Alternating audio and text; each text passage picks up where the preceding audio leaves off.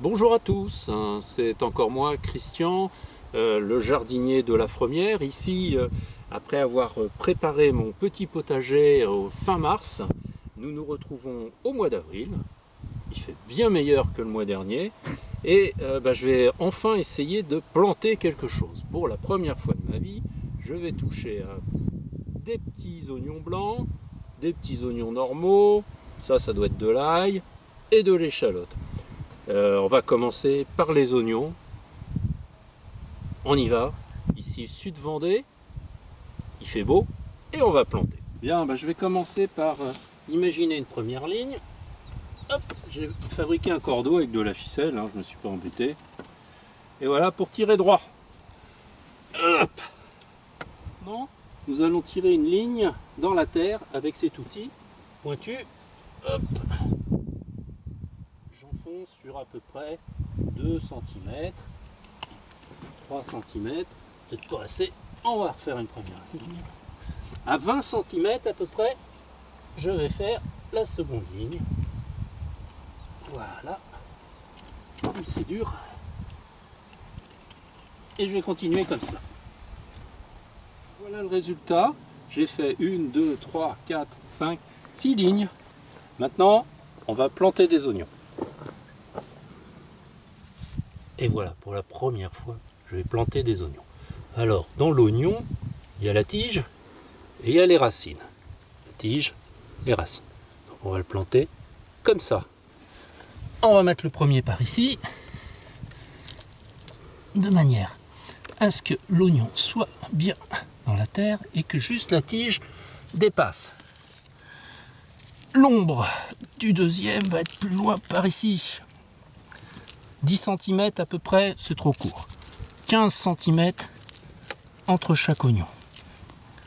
Voilà. Hop. Et ainsi de suite. Je vais planter des oignons blancs, de la même manière que les jaunes.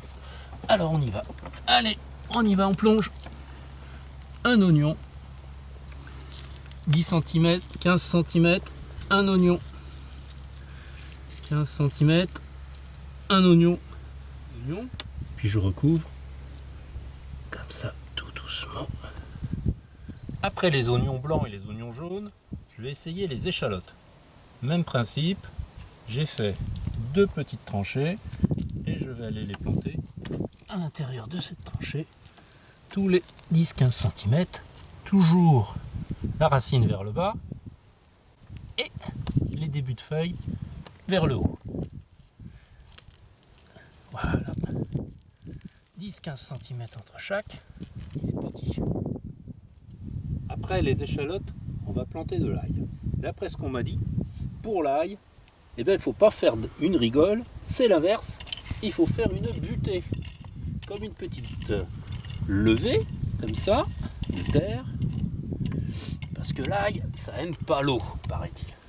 Donc, on va venir planter un peu plus en hauteur, comme ceci, toujours avec des gousses d'ail, aux alentours des 15 cm, l'une de l'autre. Alors, pour cela, ça, c'est une tête d'ail, vous connaissez, même moi je sais ce que c'est. Ensuite, on va l'ouvrir cette tête d'ail et on va prendre des gousses d'ail qui sont à l'intérieur. Quand vous faites de la cuisine, vous savez bien ce que je veux dire. Ensuite, planter la tête vers le haut et les futures racines vers le bas.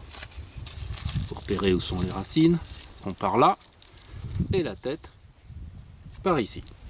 On y va? Allez, c'est parti. On va mettre la première par là et on laisse dépasser un tout petit peu de la tête. 15 cm à peu près. Hop. Et voici. Voilà, j'ai planté. Maintenant, on va arroser légèrement avec la pomme à l'envers. Si vous voyez comme ça, c'est trop fort. On va le faire dans l'autre sens. Et on va tout arroser gentiment, sauf l'ail. Parce que l'ail, vous vous rappelez, on l'a mis en butée parce qu'il n'aime pas trop l'eau.